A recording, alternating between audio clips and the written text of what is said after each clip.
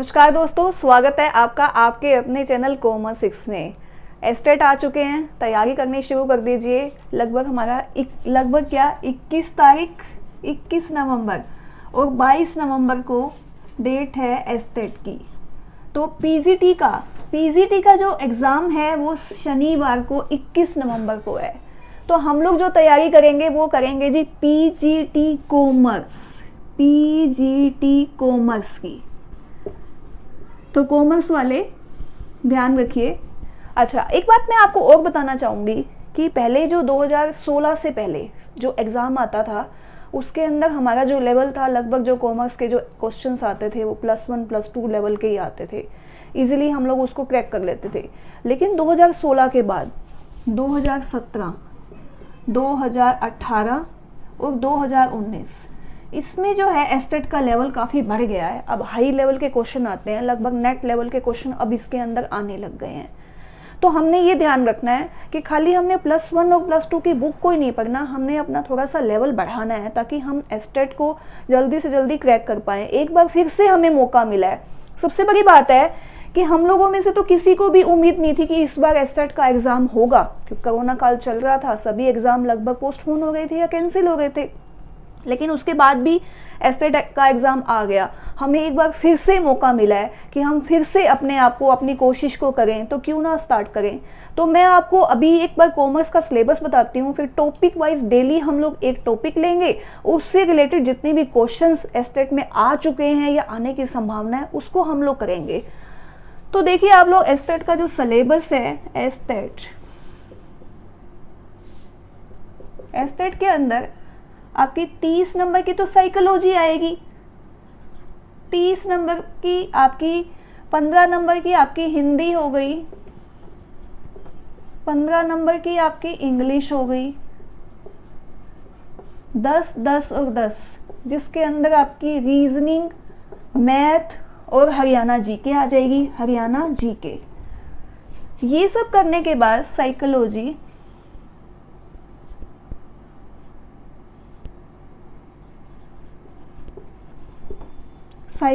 Hindi, English, reasoning, math और Haryana GK, ये तो हम लोग कर लेंगे, कॉमन है।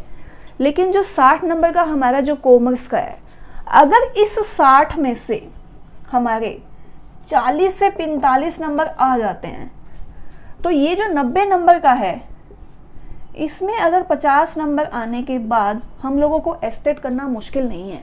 ये ध्यान रखिए, हमारे सब्जेक्ट के अंदर कम से कम हमें 40 से 50 नंबर लाने हैं, 40 से 45 तो कम से कम, तो हम जो है एस्टेट का टारगेट जो है वो पूरा कर पाएंगे। साइकोलॉजी है, हिंदी, इंग्लिश, जो हिंदी है वो भी काफ़ी टफ लेवल की आती है। इंग्लिश जो है उसका लेवल काफ़ी लो तो नहीं कहूँगी, लेकिन लेवल थोड़ा कम होता है कंपैरिजन में हिंदी के। रीजनिंग, मैथ और हरियाणा जीके का लेवल नॉर्मल होता है, लगभग आराम से हम लोग उसको क्रैक कर सकते हैं। लेकिन साइकोलॉजी और हिंदी, इसमें एक तो हमें थोड़ी सी मेहनत ज़्यादा करनी पड़ेगी।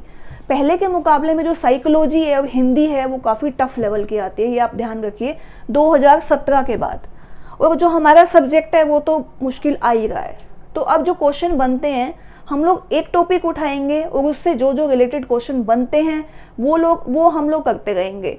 तो आज का जो मेरा टॉपिक है वो है बैंक से, कि बैंक से रिलेटेड जितने क्वेश्चन जो पिछली बार आए थे और अब की बार क्या आने की संभावना है वो हम लोग देखते हैं। चलिए शुरू करते हैं अपना सिलेबस, अपना जो टॉपिक है हमारा।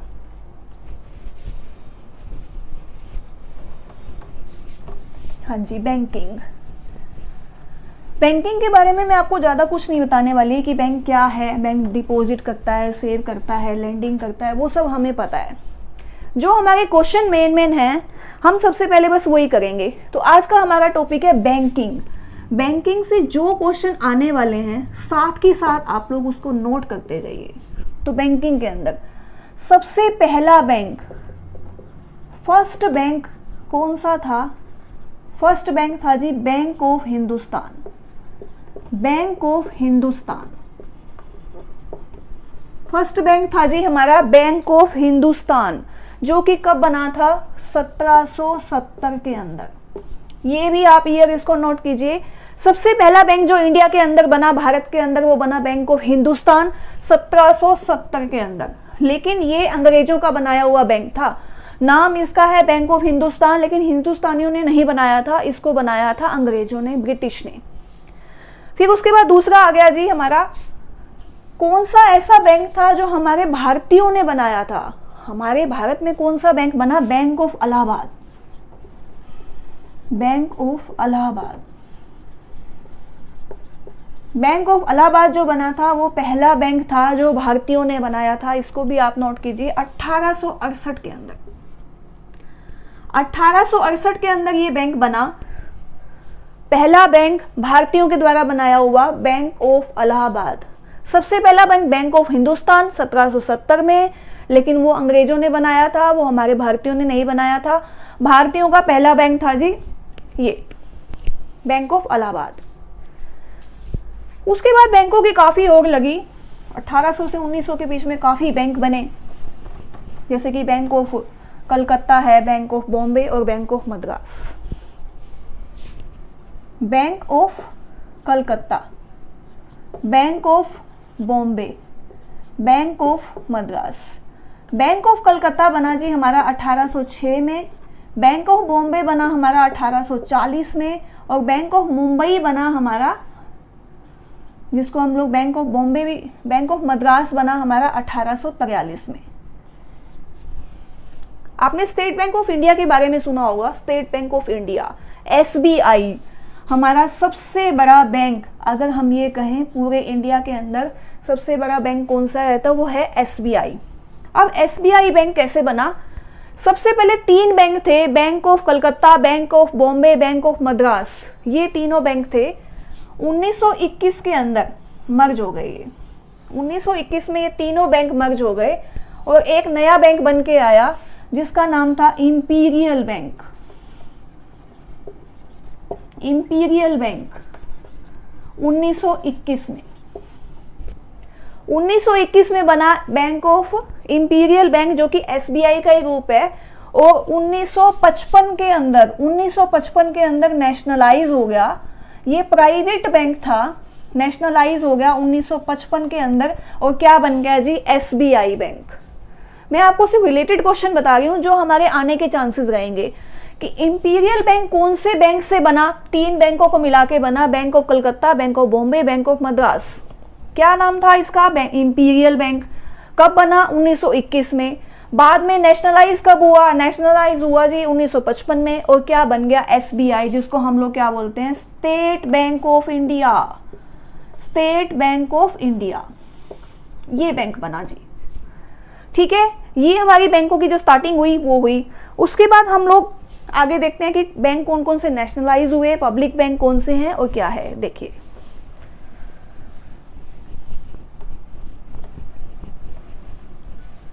बैंक की फुल फॉर्म आ जाती है और बैंक के ईयर आ जाते हैं। सीधे सीधे क्वेश्चन आते हैं। ऐसा नहीं है कि अगर हमें सबकी डेट याद है, हमें सब पता है बैंकिंग का, तो हम लोग उसमें से क्वेश्चन ले पाएंगे। 1 या 2 क्वेश्चन आने आपके पक्के हैं, ये आप ध्यान रखिए एस्टेट के अंदर। उसके बाद आ गया जी आपका 1969। 1969 के अंदर सबसे बड़ा बदलाव आया। 14 बैंक नेशनलाइज हो गए थे फर्स्ट फेज के अंदर। क्वेश्चन आ जाए आपका कि 14 बैंक कब नेशनलाइज हुए? 1969 में। क्या बोला जाता है इसको? फर्स्ट फेज बोला जाता है। दूसरी बार नेशनलाइज कब हुए? 1980 के अंदर। 1980 के अंदर 6 बैंक नेशनलाइज हो गए। 6 बैंक नेशनलाइज हुए। नेशनलाइज का मतलब क्या होता है कि जो प्राइवेट बैंक थे, अगर उसको सरकार अपने कंट्रोल में ले लेती है, अपने ओन में ले लेती है, जिसकी जिम्मेवारी सरकार की होती है, तो वो कौन से बैंक होते हैं? Nationalise bank. 6 बैंक नेशनलाइज हो गए 1980 के अंदर। 1969 में 14 बैंक थे। उसके बाद एक और क्वेश्चन आता है, क्या इन बैंक्स में एसबीआई शामिल है? एसबीआई शामिल नहीं है, क्योंकि 1955 में सबसे पहले नेशनलाइज हो चुका था ये वाला बैंक। ठीक है, ध्यान रखिएगा इसको। अब आता है जी आरबीआई। आरबीआई के बारे में बता रही हूं मैं आपको, फटाफट से नोट करते जाइए आप, क्योंकि टाइम हमारे पास बहुत कम है, लिमिटेड है। डेली का अगर एक टॉपिक करेंगे तब हम लोग एस्टेट के कॉमर्स का सिलेबस कवर कर पाएंगे, ये ध्यान रखिएगा आप लोग।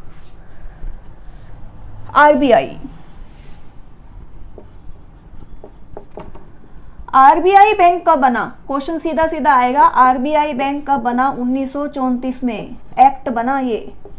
और वर्किंग में कब आया, यानी आरबीआई ने अपना काम करना कब शुरू करा, 1 अप्रैल 1935। 1 अप्रैल 1935 को काम करना शुरू कर दिया आरबीआई ने। एक्ट कब बना था, 1934 में। ठीक है, ध्यान रखिएगा। अब एक क्वेश्चन और बन जाता है आपका कि आरबीआई किसकी सिफारिश से बना, क्या ऐसा कोई कमीशन बना था, क्या बना था? तो आरबीआई बना था जी रॉयल कमीशन की सिफारिश से। रॉयल कमीशन, आरबीआई किसकी कमीशन से, किसकी रिकमेंडेशन से बना, किसकी सिफारिश से बना? तो रॉयल कमीशन की सिफारिश से। क्या बन गया जी, ये बना हमारा आरबीआई, जिसको एक और नाम से भी जाना जाता है, Hilton young commission. Hilton young commission.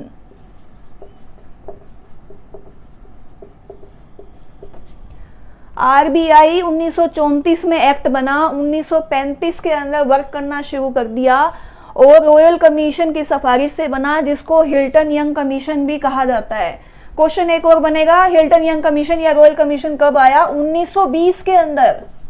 1920 के अंदर क्या आ गया जी, हमारा रॉयल कमीशन आया। ठीक है, आरबीआई से रिलेटेड ये क्वेश्चन है। आरबीआई क्या करता है, आरबीआई क्या करता है? आरबीआई मॉनेटरी पॉलिसी बनाता है, मौद्रिक नीति। सीधा सीधा क्वेश्चन बनेगा, मॉनेटरी पॉलिसी कौन बनाता है, मौद्रिक नीति कौन बनाता है? मॉनेटरी पॉलिसी, मॉनेटरी पॉलिसी कौन बनाता है जी? मॉनेटरी पॉलिसी बनाता है हमारा आरबीआई। आरबीआई को कंट्रोल कौन करता है? आरबीआई का गवर्नर। तो आरबीआई का जो गवर्नर है इस टाइम कौन है? करंट के क्वेश्चन भी पूछ लिए जाते हैं। तो आरबीआई का जो गवर्नर है वो है जी Shaktikanta Das ji.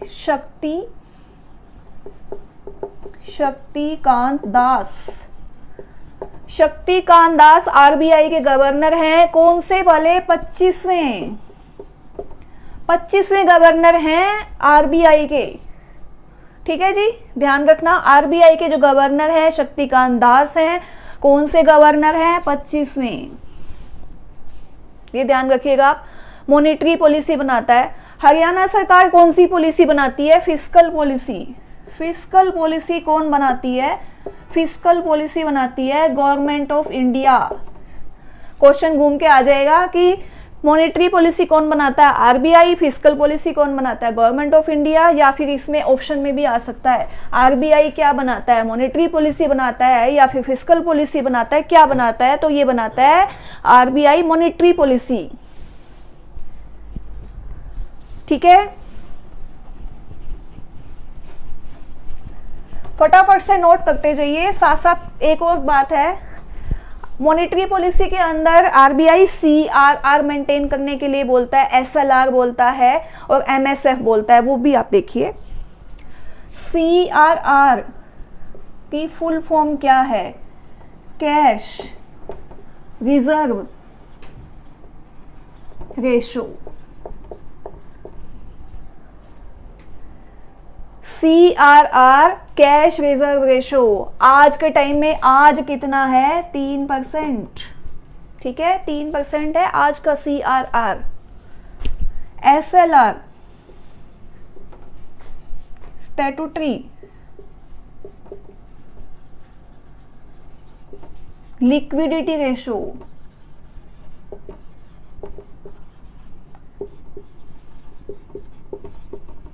Statutory liquid ratio, वैधानिक तरलता अनुपात, जिसको हम लोग हिंदी में बोलते हैं वैधानिक तरलता अनुपात, वो कितना है? लगभग 18.5% है हमारा। आज के टाइम में अगर आ जाए कि एसएलआर कितना है? 18.5%।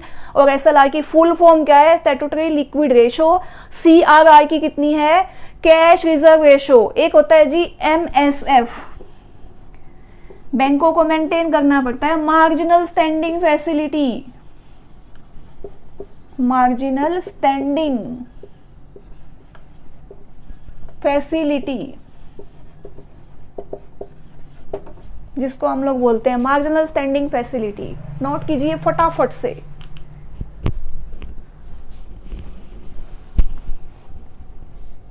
या आप स्क्रीनशॉट ले लीजिए इसका, या फिर इसको आप नोट कर लीजिए फटाफट।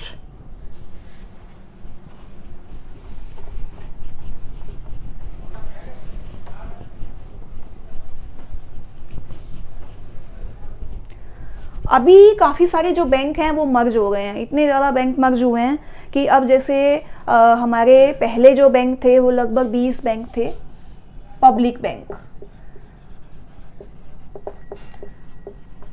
2019 तक 20 थे। अगर अब क्वेश्चन आ जाए कि आज के टाइम में हमारे पब्लिक बैंक कितने हैं, तो हमारे पब्लिक बैंक हैं 12।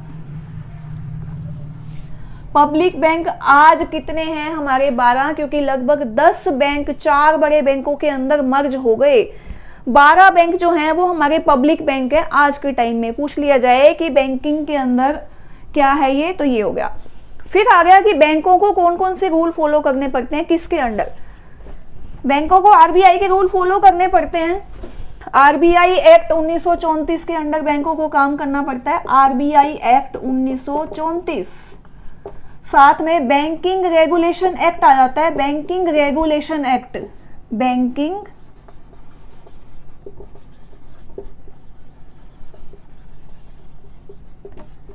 बैंकिंग रेगुलेशन एक्ट कब आया, 1949 के अंदर।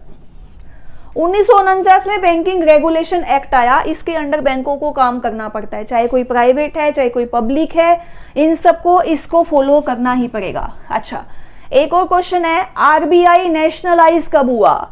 ये एक्ट बन गया 1934 में, काम करना भी शुरू कर दिया, लेकिन आरबीआई फिर भी प्राइवेट था। 1949 के अंदर आरबीआई बैंक नेशनलाइज हो गया, राष्ट्रीयकृत हो गया। ठीक है, ये नोट कीजिए आप इसको। अच्छा, शेड्यूल बैंक और नॉन शेड्यूल बैंक, ये भी छोटा सा पॉइंट है, पॉइंट जो आएंगे वो बता रही हूं मैं आपको। शेड्यूल बैंक होने के लिए बैंकों में पेड अप कैपिटल कितनी होनी चाहिए, paid up capital. Schedule bank के लिए बैंकों की जो पेड अप कैपिटल है वो 5 लाख होनी चाहिए। और शेड्यूल बैंक की कौन सी लिस्ट के अंदर, कौन सी श्रेणी में आएंगे, सेकंड लिस्ट में। सेकंड लिस्ट के अंदर बैंकों में जो शेड्यूल बैंक के अंदर इनका नाम होना चाहिए, तो वो शेड्यूल बैंक है। बाकी सारे कौन से बैंक हो गए जी, नॉन शेड्यूल बैंक। ठीक है,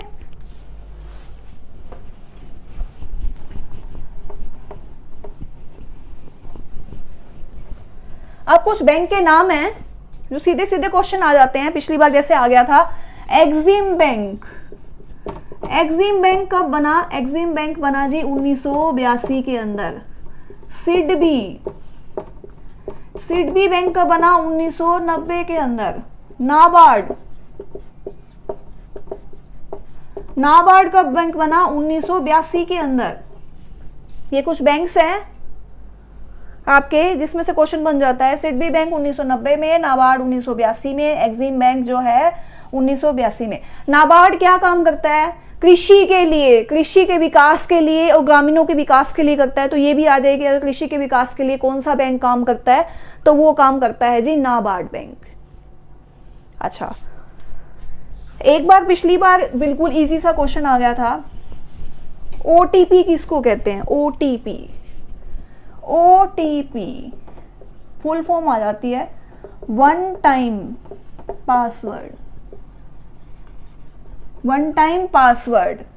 एक होता है जी RTGS, real time gross settlement.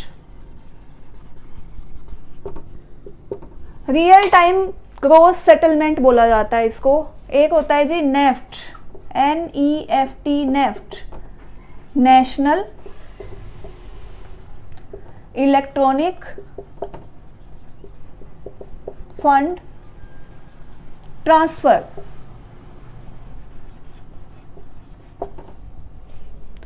OTP one time password, RTGS real time gross settlement, NEFT national electronic fund transfer. एक आ गया जी IMPS, उसकी फुल फॉर्म बता देती हूं। IMPS, immediate payment service. Immediate payment service IMPS को बोला जाता है, इसकी फुल फॉर्म है, ये नोट कीजिए आप फटाफट से।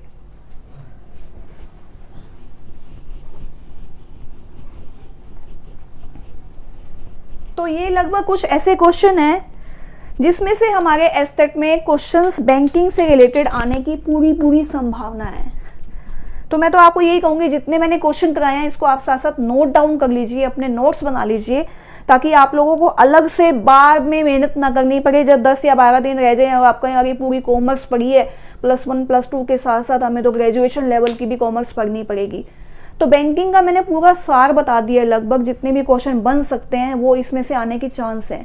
तो आप लोग तैयारी कीजिए अपनी। कल मिलते हैं अगले सेशन के साथ, अगले टॉपिक के साथ। अगर आप किसी विशेष टॉपिक के ऊपर कॉमर्स में अगर वीडियो बनवाना चाहते हैं तो आप अपने कमेंट बॉक्स में डाल सकते हैं कि हाँ भी मैं कोई इस टॉपिक के अंदर प्रॉब्लम है, तो उससे रिलेटेड क्वेश्चन की हम लोग वीडियो बना देंगे। और मेरी ये वीडियो कैसी लगी ये भी आप बताइए, और अगर अच्छी लगी तो लाइक कर दीजिए, नहीं अच्छी लगी तो कमेंट कर दीजिए कि क्या दिक्कत आ रही है, हम लोग उसको सुधार करेंगे। तो ज़्यादा से ज़्यादा इसको लाइक कीजिए, सब्सक्राइब कीजिए।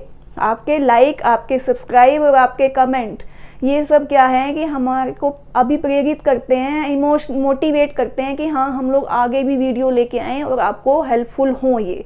तो ठीक है, मिलते हैं अगली वीडियो में। Thank you.